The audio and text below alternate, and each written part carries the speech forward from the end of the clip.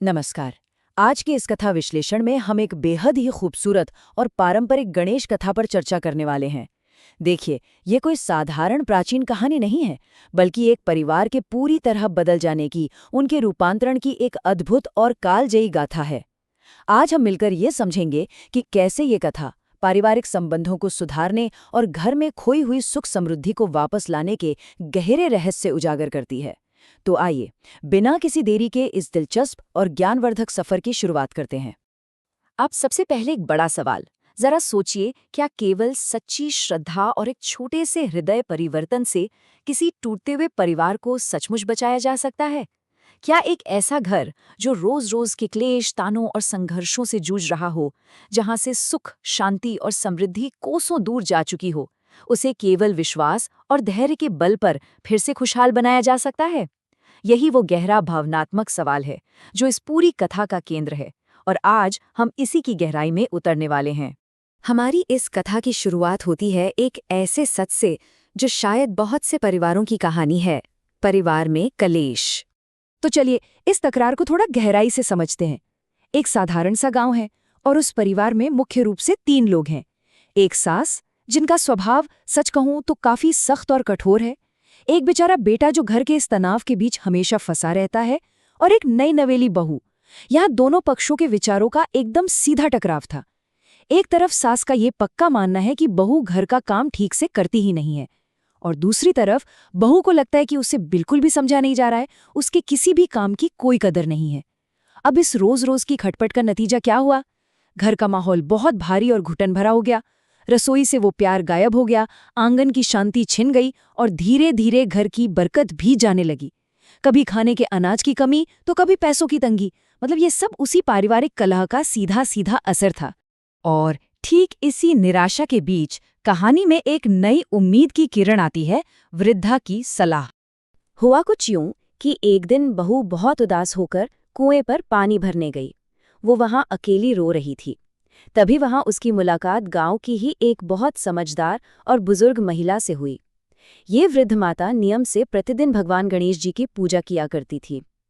जब उन्होंने बहू के रोने का कारण जाना, तो उन्होंने एक बहुत ही अनमोल सलाह दी। उन्होंने कहा, हर संकट का समाधान प्रेम और श्रद्धा में ही छिपा है। तुम रोज भगवान गणेश की पूजा करो, दीप जलाओ, उनकी कथा सुनो, और बस सच्चे मन से प्रार्थना करो। उस वृद्ध माता का ये पक्का विश्वास था कि जहां विघ्नहर्ता गणेश जी का नाम लिया जाता है, वहां से सारे कलह अपने आप मिट जाते हैं। इस एक छोटी सी लेकिन गहरी सलाह ने उस हताश बहू को एक बिल्कुल नई दिशा दे दी। अब बहू ने इस सलाह को पूरी निष्ठा के साथ अपने जीवन में उतार लिया। उसकी दिनचर्या में एक नया और बहुत ही पक्का संकल्प जुड़ गया। वो रोज सूर्योदय से पहले उठती, घर साफ करती और स्नान करती। फिर वो अपने हाथों से मिट्टी के एक छोटे से गणेश जी बनाती, उन्हें गुड़ और चने का भोग लगाती, दीपक जलाती और घर की शांति के लिए प्रार्थना करती। लेकिन यहाँ सबसे बड़ी बात पता है क्या थी? जब सास ने ये सब देखकर उसका मजाक उड़ाया, उसे ताने दिए, तब भी बहू बिल्कुल शांत रही। उसने पलटकर एक भी जवाब नहीं दिया, बल्कि वो चुपचाप अपनी सास के चरण छू लेती। सच में ये असीम सहनशीलता और धैर्य का एक बेहतरीन उदाहरण है। अब हम पहुंचते हैं इस पूरी कथा के टर्निंग पॉइंट पर, सच्ची सेवा और स्वप्न। एक दिन अचानक सास रसोई में बुरी तरह फिसल गईं और उनके पैर में बहुत गहरी चोट लग गई। जैसे ही सास जमीन पर गिरी, बहू बिना एक पल सोचे दौड़कर उनके पास आई। उसने सास को सहारा देकर उठाया, पानी पिलाया और उनके घाव पर मरहम लगाया। और बात यहीं खत्म नहीं हुई। वो पूरी रात जागकर अपनी सास के पैर दबाती रहीं, उनकी सेवा करती रहीं। इस निस्वार्थ सेवा ने सास के मन पर एक बहुत गहरा असर डाला। उस भयानक दर्द के बीच सास ये सोचने पर मजबूर हो गईं कि मैं अपनी बहू के साथ कितना बुरा और कठोर व्यवहार करती हूँ, फिर भी ये लड़की कितने सच्चे मन से मेरी सेवा कर रही है। दोनों के व्यवहार का ये जमीन आसमान का अंतर सास को अंदर तक झकझोर गया। और ये प्रसंग बहुत ही शानदार तरीके से हमें दर्शाता है कि कैसे सच्ची और निस्वार्थ सेवा ईश्वरीय कृपा को खींच लाती है। उसी रात सास को एक बहुत ही चमत्कारी स्वप्न आया। उन्होंने देखा कि हर तरफ एक तेज उज्जवल प्रकाश फैला हुआ है और साक्षात भगवान गणेश वहां विराजमान हैं। भगवान गणेश ने मुस्कुराते हुए सास से कहा कि तुम्हारी बहू बहुत सच्चे मन से मेरी पूजा करती है और उसने सेवा का मार्ग अपनाया है। और फिर उन्होंने ये बहुत ही सुंदर दिव्य संदेश दिया, तुम भी अपना हृदय कोमल करो, जहां आपसी प्रेम होगा वहीं मेरा निवास होगा। इस अद्भुत स्वप्न के बाद जो हुआ वो है हमारा अगला पड़ाव, हृदय परिवर्तन। वो स्वप्न के बाद वाली सुबह सच में बहुत ही भावुक कर देने वाली थी। सास जब सोकर उठी तो उसका मन पूरी तरह बदल चुका था। वो भाव विभोर थी। उसने तुरंत अपनी बहू को अपने पास बुलाया। बेचारी बहू डरते डरते आई कि पता नहीं अब क्या डांट पड़ने वाली है, लेकिन आज की सुबह कुछ और ही जादू लेकर आई थी। सास ने उसे अपने पास बिठाया, उसके सिर पर प्यार से हाथ फेरा और रूंधे हुए गले से कहा, बेटी मुझे क्षमा कर दो, मैंने तुम्हें समझने में बहुत देर कर दी, तुम ही इस घर की असली लक्ष्मी हो। जरा सोचिए, ये सुनकर बहू की आंखों से कैसे आंसू छलक पड़े होंगे। बस उसी दिन से घर का पूरा माहौल ही बदल गया।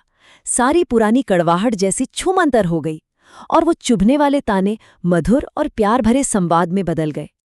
और अंत में हम आते हैं इस कहानी के सुखद परिणाम पर, सुख और समृद्धि।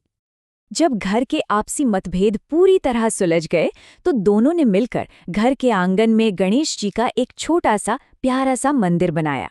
अब हर सुबह दोनों साथ मिलकर वहां दीपक जलातीं, मोदक का भोग लगातीं और साथ बैठकर कथा सुनतीं। इसका असर ये हुआ कि घर में वापस बरकत लौटने लगी, मतलब सब कुछ बदलने लगा। बेटे का व्यापार दिन दूनी रात चौगुनी तरक्की करने लगा। खेतों में फसल लहलहा उठी और अनाज के भंडार पूरी तरह भर गए। घर में धन की कोई कमी नहीं रही। लेकिन इन सबसे भी बड़ी बात ये थी कि उस परिवार को उनकी मानसिक शांति वापस मिल गई।